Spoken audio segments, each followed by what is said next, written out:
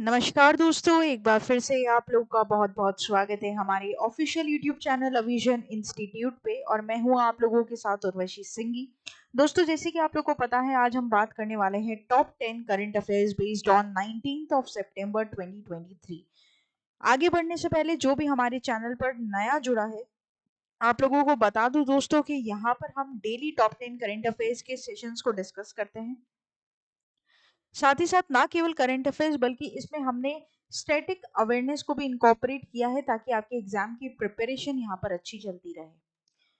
तो हमारे चैनल को सब्सक्राइब करना ना भूलें और बेल आइकन को जरूर प्रेस कर दें। सबसे पहली न्यूज आज की, जैसे कि आप देख पा रहे हैं, international day for interventional cardiology, right. तो इस दिवस को यहाँ पर 16 सितंबर को हर साल सेलिब्रेट किया जाता है।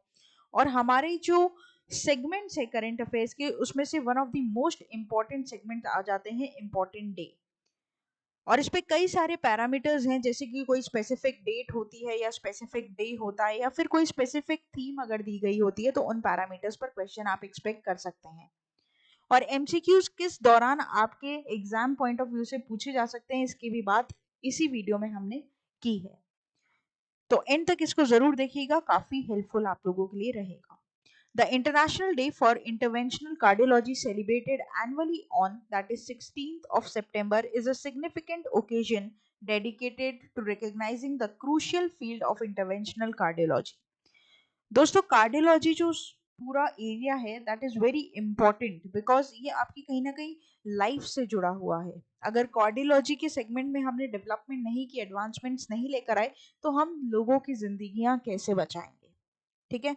तो बेसिकली कार्डियोलॉजी और कुछ नहीं बल्कि पूरी तरीके से हार्ट हेल्थ को सिग्निफाई करता है। और ये बहुत बड़ा महत्वपूर्ण इम्पैक्ट यहाँ पर रखता है वर्ल्ड वाइड। हालांकि कोई स्पेसिफिकली थीम नहीं दी गई है इस बार, तो थीम आपको याद नहीं रखनी है। आपको क्या याद रखना है कि इस दिवस को 16 सितंबर को सेलिब्रेट किया जाता है हर साल। तो करेक्ट ऑप्शन हो जाएगा ऑप्शन नंबर सी, राइट। आगे बात करते हैं न्यूज नंबर 2 के ऊपर, जो कि फाइनेंशियल अवेयरनेस से निकलकर यहाँ पर आ रही है दोस्तों। तो बेसिकली रिपोर्ट इंडिसेस, ठीक है, जैसे जो मैंने आप लोगों को बताया कि जब भी कोई रिपोर्ट आती है या फिर कोई इंडेक्सेस आते हैं, इंडिसेस आती है, तो इसी बार कुछ रिजर्व बैंक ऑफ इंडिया के द्वारा कुछ फाइनेंशियल रिपोर्ट्स यहाँ पर निकल कर आई है, जिसमें फाइनेंशियल इंक्लूजन के और ज्यादा डेवलप होने के यहाँ पर इंस्टीट्यूशंस आए हैं। साथ ही साथ एक्सटेंशन यहाँ पर मिली है फाइनेंशियल इंक्लूजन को।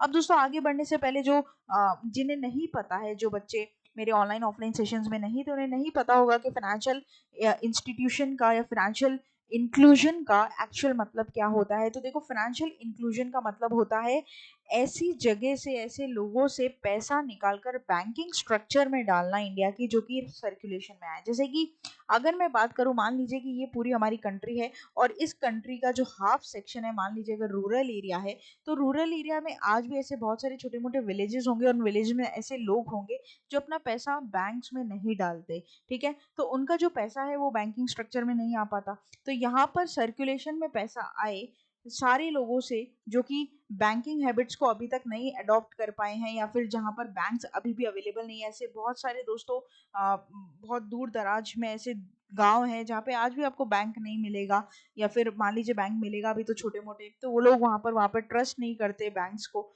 तो ऐसे लोग भी आपको कहीं देखने को मिलेंगे आज की तारीख में भी। तो इन लोगों को भी बैंकिंग स्ट्रक्चर की हैबिट डलवाना, बैंकिंग हैबिट्स डेवलप कराना, डिपॉजिट लेंडिंग की, और ये सारा पैसा इनका सर्कुलेशन में आए, इकोनॉमी में आए, इसे हम बोलते हैं फाइनेंशियल इंक्लूजन।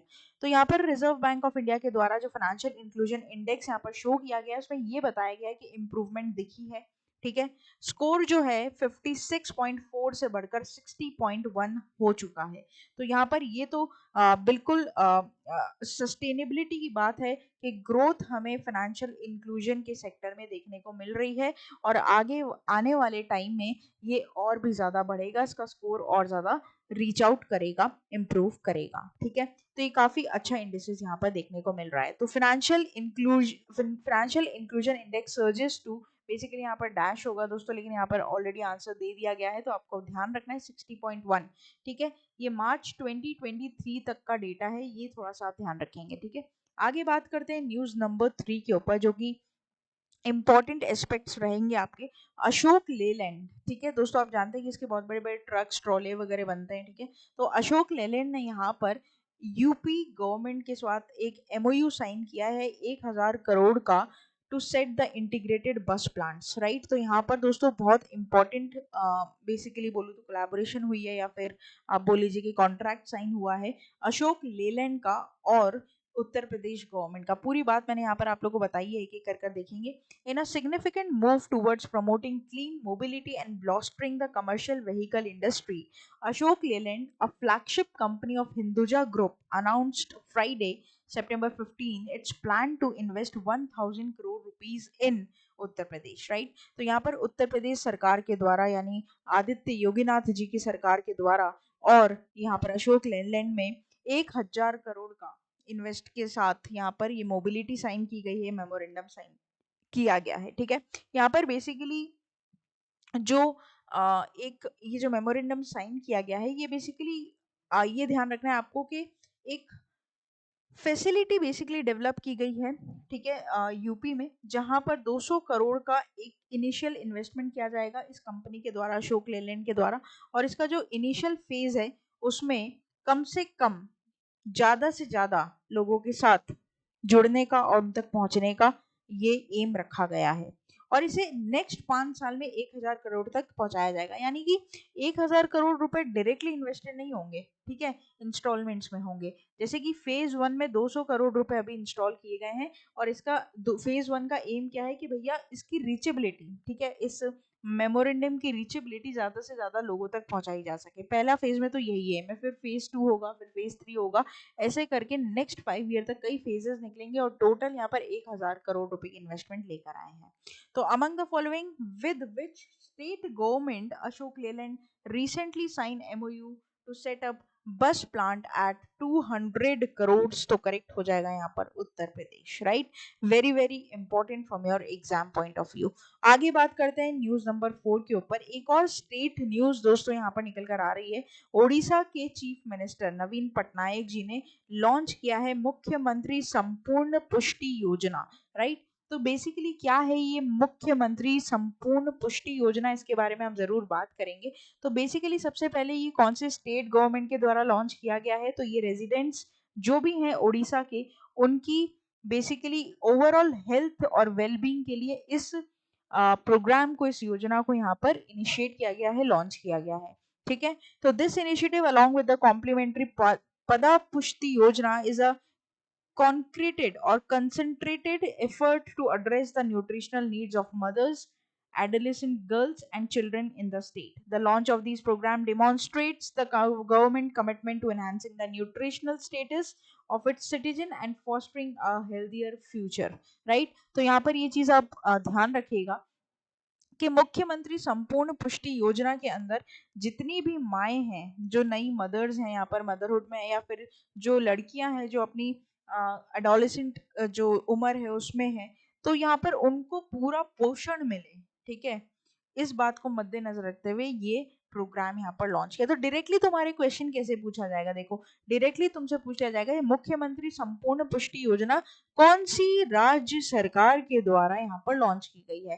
तो आपको ध्यान रखना है ओडिशा, ओडिशा के सीएम का नाम जरूर याद रखिएगा, नवीन पटनायक जी। आगे बात करते हैं न्यूज नंबर 5 के ऊपर। हाफ वे थ्रू हम हमारे वीडियो के यहाँ पर पहुंच चुके हैं। Infosys is the only Indian company in Time world's 100 best companies list 2023। दोस्तों इन्फोसिस सिर्फ एक ऐसी लौती इंडियन कंपनी है जो कि जो रिपोर्ट यहाँ पर निकाली गई है टाइम्स वर्ल्ड 100 बेस्ट कंपनीज की, उसमें से सिर्फ एक लौती ऐसी कौन सी कंपनी है, तो सिर्फ और सिर्फ इन्फोसिस, ठीक है। तो ये बात आपको इधर क्या करनी है, ध्यान रखनी है। हमेशा ध्यान रखना दोस्तों, एक चीज आप मेरी जरूर याद रखें, जब भी आपको रिपोर्ट और इंडेक्सेस की कोई भी न्यूज यहाँ पर दिखाई देती है दोस्तों, उसे कभी भी छोड़े ना, क्योंकि वो बहुत इंपॉर्टेंट यहाँ पर रोल प्ले करती है, पहली बात। और दूसरी बात आप ये जरूर ध्यान रखें कि हमेशा एक बुलेट पॉइंट बनाते हुए चलें, ताकि जब भी आप रिवीजन करेंगे तो आपको उसमें हेल्प मिलेगी, क्योंकि हमारे पास लास्ट समय में इतना टाइम नहीं रहेगा कि हम सारे डिटेल्स को गो थ्रू करें एकदम वन बाय वन, तो इतना टाइम उस टाइम आपको नहीं मिलेगा। इसलिए आपके जो बुलेट पॉइंट्स आप अभी बना रहे हैं ना, वो आपके बहुत काम आएंगे। ठीक है, तो यहाँ पर हम आगे बढ़ते हैं, इसके बारे में पूरी न्यूज जानते हैं दोस्तों।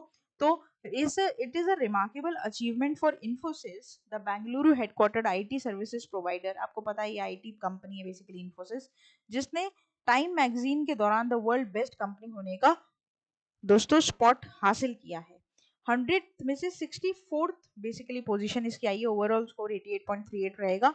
और यहाँ पर ये काफी इंपॉर्टेंट बात है। अब दोस्तों आपके मन में सवाल आ रहा होगा, चलो इंडिया का तो आपने बता दिया, मैम आप हमें ये बताइए कि टॉप मोस्ट कंपनी कौन सी है। तो वो है माइक्रोसॉफ्ट, फिर आती है एप्पल, फिर आती है अल्फाबेट, ठीक है, फिर आती है आपकी मेटा प्लेटफॉर्म्स जैसे फेसबुक, इंस्टाग्राम, ये सब, फिर आती है एसेंच्योर, ठीक है, उसके बाद आता है फाइजर, फिर आता है अमेरिकन एक्सप्रेस, फिर आपका आता है ईडीएफ, फिर बीएमडब्ल्यू ग्रुप आ जाता है। ठीक है, उसी के साथ साथ स्टारबक्स भी है इसमें, बॉश है, फोर्ड है, जॉनसन एंड जॉनसन है, वॉक्सवैगन ग्रुप है, जनरल मोटर्स है।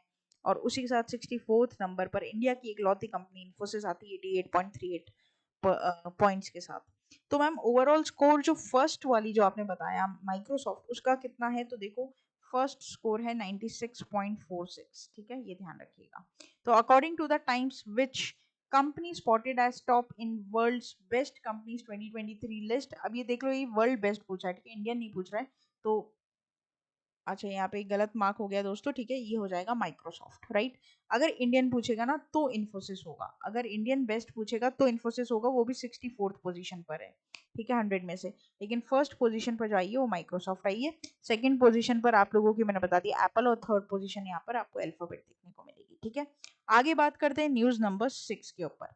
Tamil Nadu chief minister CM Stalin launches Kalaignar women's rights fund scheme in Kanchipuram. दोस्तों एक और इनिशिएटिव यहाँ लॉन्च हुआ, एक और प्रोग्राम यहाँ पे लॉन्च हुआ है तमिलनाडु चीफ मिनिस्टर के द्वारा, जिसमें इसका नाम यहाँ पर आप लोग को ध्यान रखना है इस बेसिकली प्रोग्राम का, जिसमें मंथली असिस्टेंस मिलेगा 1,000 रुपए का, जो भी महिलाएं हैं तमिलनाडु की उनके लिए। ठीक है, तो वुमेन बेनिफिशियरी जो भी एलिजिबल हैं वो यहाँ पर एनरोल करा सकती हैं, और उन्हें 1,000 रुपए उनके बैंक अकाउंट में हर साल यहाँ पर मिलेंगे।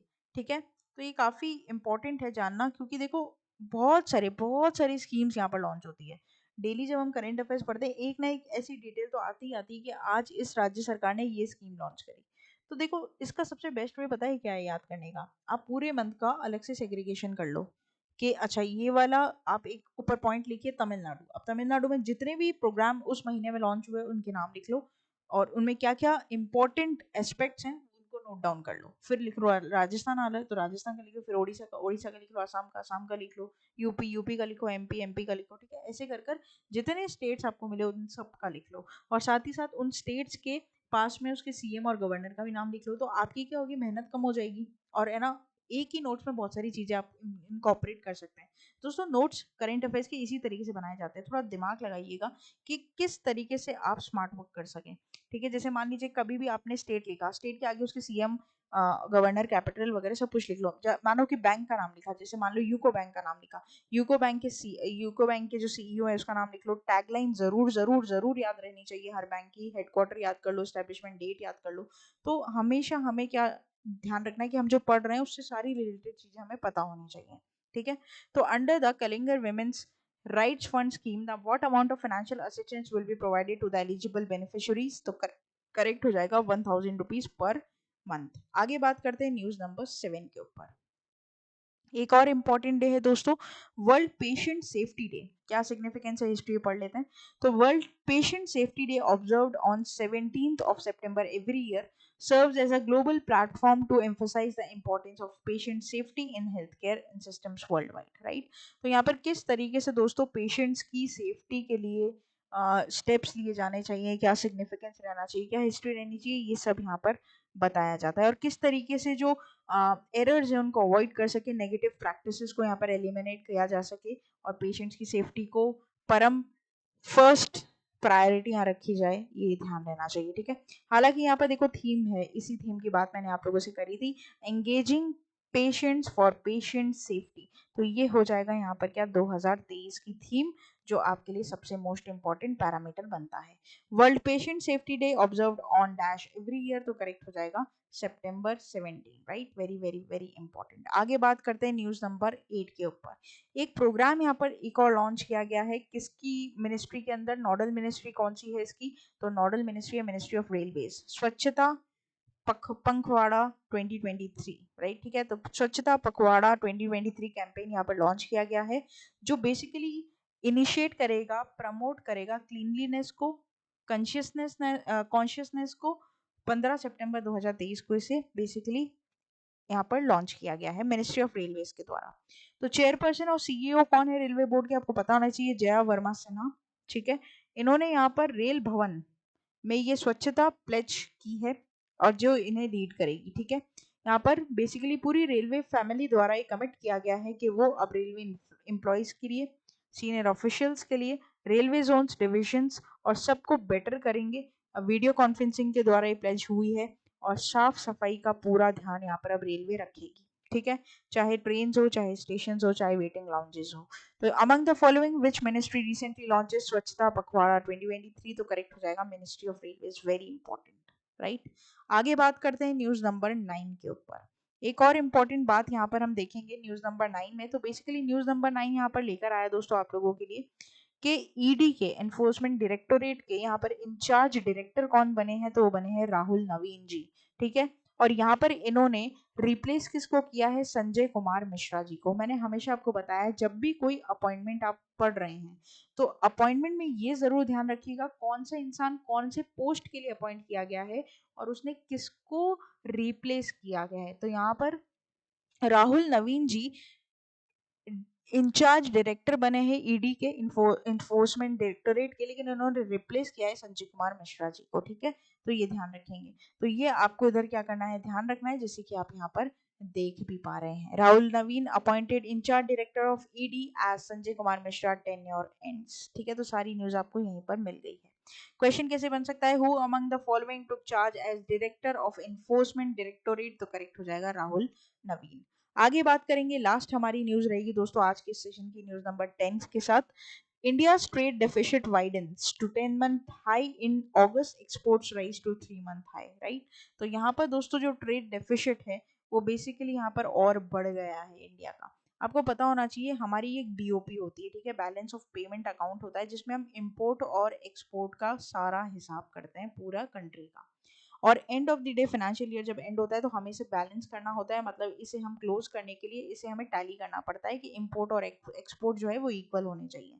लेकिन आज तक आपको ये जानकर बड़ा धक्का सा लगेगा दोस्तों, जब से हमारा 1947 से हमारा जब देश आज़ाद हुआ है तब से लेकर आज तक हमारा जो ये सिनेरियो है, हम कभी भी इसे मैच नहीं कर पाए। हमारा इंपोर्ट जो है हमेशा ज़्यादा होता है एक्सपोर्ट से, जो कि एक फेवरेबल सिचुएशन नहीं होती, ये होती है डेफिशिट की सिचुएशन। देखो 3 सिचुएशन बन सकती है, ठीक है, या तो इंपोर्ट ज़्यादा हो एक्सपोर्ट से, ठीक है, या तो इंपोर्ट कम हो एक्सपोर्ट से, या तो इंपोर्ट बराबर हो एक्सपोर्ट से, ठीक है। तो आप खुद सोचो, अगर इंपोर्ट ज़्यादा होगा तो इसका मतलब जो फॉरेन करेंसी है वो ज़्यादा बाहर जाएगी, तो ये हमारे डेफिसिट का पोजीशन बन जाएगी, क्योंकि हमारे देश से पैसा बाहर जाएगा। अगर हम इंपोर्ट कम और एक्सपोर्ट ज़्यादा करेंगे तो देश में पैसा आएगा, तो ये सरप्लस की सिचुएशन हो जाएगी, जो कि प्लस हो जाएगा, ये माइनस हो जाएगा, ठीक है। तो ये अच्छी सिचुएशन है। और इक्वल हो जाएगा तो भी नॉमिनल रहेगा, कोई दिक्कत नहीं है फिर तो यहाँ पर जो सिचुएशन है हमेशा यही रही है, import is always more than export which is deficit. तो यहाँ पर और ज़्यादा ये बढ़ गया है एज कम्पेयर टू अदर, मैं बात करूँ तो मंथ्स के साथ। और हमेशा ये ध्यान रखना कि मैंने आप लोग को बताया था कि इंपोर्ट और एक्सपोर्ट के खाते को बंद करना है, बीओपी के खाते को बंद करना है, तो उसको बैलेंस करना जरूरी है। तो मैम हम पैसे कहाँ से लाते हैं फिर, तो हम लेते हैं उधार, किससे, आईएमएफ से, ठीक है। जो आईएमएफ बॉडी है वो यही काम करती है कि जो अपने मेंबर कंट्रीज है उनको बीओपी बैलेंस करने के लिए वो फंड्स देते हैं, राइट। तो हम तो मेंबर कंट्री हैं ही आईएमएफ की, India is a member country of IMF, तो वो इससे फंड लेती है ताकि अपने बीओपी अकाउंट को वहां पर क्या कर सके, बैलेंस कर सके।